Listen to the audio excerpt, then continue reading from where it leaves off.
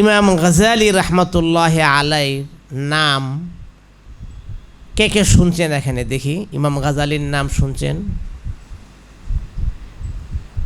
ইমাম গাজালির নাম শোনেন নাই এরকম কেউ আছেন? আছেন অনেকেই। ছোট্ট যারা তোমরাও শিখে নাও। ইমাম গাজালি রহমতুল্লাহ আলাই উনি আমাদের অনেক বড় একজন দার্শনিক, ইসলামের দার্শনিক, মুজাক্কি, পীর সাহেব বলতে পারেন, ফকিহ, অনেক কিছুই উনি ইমাম গাজালি রহমতুল্লাহ আলাই। মুফাক্কিরুল ইসলাম সব কিছুই বলা যায় ইমাম গাজালি রহমতুল্লাহ আলাই। এমন কোনো ইলম নাই যে ইলমে ইমাম গাজালির কি ছিল না, পারদর্শিতা ছিল না। ফিকহ, উসুলে ফিকহ, দর্শন, জুহুদ, তাকওয়া সব কিছুর মধ্যে ইমাম গাজালির কি ছিল? দক্ষতা ছিল। তো ইমাম গাজালি রহমতুল্লাহ আলাই যখন সুখ্যাতি, সুনাম, সব দিকে তার নাম ছড়িয়ে পড়ছে, মানে এমন একটা পরিস্থিতি হয়েছিল যে তখনকার যুগের খলিফাতুল মুসলিমিন, ওয়ালি, গভর্নর সবাই ইমাম গাজালি ছাড়া আর কিছু বুঝে না। সবাই শুধু কি বলে? গাজালি, গাজালি, গাজালি। তো এই ইমাম গাজালি রহমতুল্লাহ আলাই এই পর্যায়ে পৌঁছার পরে উনি তার নিজের নফসের সাথে একদিন মুহাসাবা করলেন। লাহাযতু আমালি ওয়া আহসানুহা আত-তাদরিস ওয়া আত-তা'লিম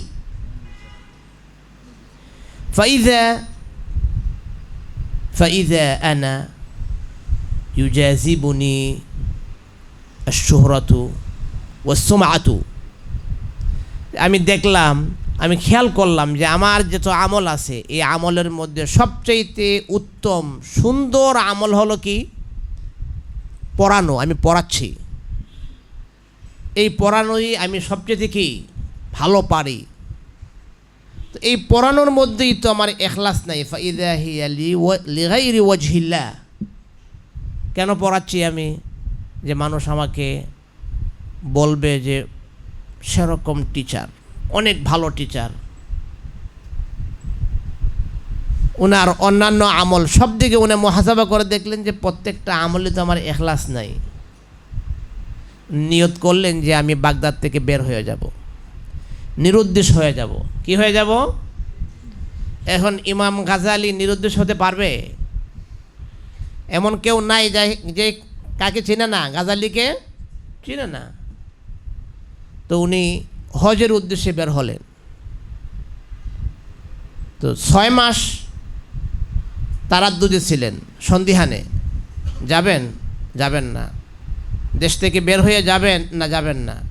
সকালে নিয়ত করেন যে ইনশাল্লাহ আজকে বের হয়ে যাব। বিকালে আবার চিন্তা করেন, হায় রে, এত বড় পজিশন, এত মান সম্মান, আমার এত সুনাম, এত সুখ্যাতি, এগুলো ছেড়ে আমি তাজকিয়াতুন নাফসের জন্য কেমনে বের হয়ে যাই।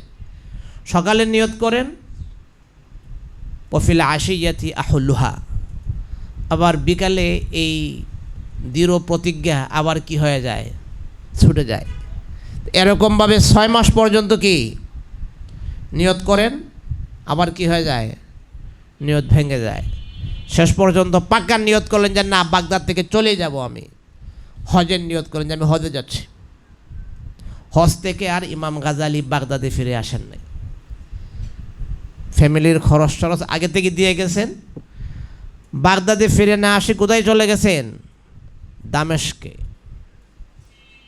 দামেস্কে গিয়ে এক অপরিচিত মসজিদের মিনারায় অবস্থান নিয়েছেন। প্রায় 12 বছর পর্যন্ত গাজালি নিরুদ্দেশ, গাজালি নাই। ইমাম গাজালি কি নাই। এখন বলেন, আমাদের জমানায় সম্ভব হবে যে সুনাম সুখ্যাতির সর্বোচ্চ পর্যায়ে পৌঁছে গেছে, সে তার সব পজিশন ছেড়ে নিজের নফসের সাথে মুহাসাবা করবে আর বলবে যে আমার তো ইখলাস নাই, আমার ইখলাসের জন্য, আমার তাজকিয়াতুন নফসের জন্য সব কিছু ছেড়ে আমাকে কি নিরুদ্দেশ হয়ে যেতে হবে। সম্ভব? কঠিন না? কিন্তু ইমাম গাজালি এটা করেছেন। কেন? নিজের নফসের তাজকিয়ার জন্য। কারণ ইমাম গাজালির যদি তাজকিয়াতুন নফসের দরকার হয়, আমি আর আপনি আমাদের কতটুকু দরকার? হ্যাঁ, অনেক বেশি দরকার না? এজন্য আমাদের নিয়তকে আগে ইখলাস করি যে আমরা ইলমে দ্বীন শিখতেছি একমাত্র কার জন্য? আল্লাহর জন্য। আমিও আমার মাদ্রাসায় সব সময় এই কথাটা বলি যে দেখো, আমরা তোমাদেরকে দ্বীনি ইলম শিখাচ্ছি, দুনিয়াবি ইলম শিখাচ্ছি। দ্বীনি ইলমটা এটা শুধু কার জন্য? লিওয়াজহিল্লাহ।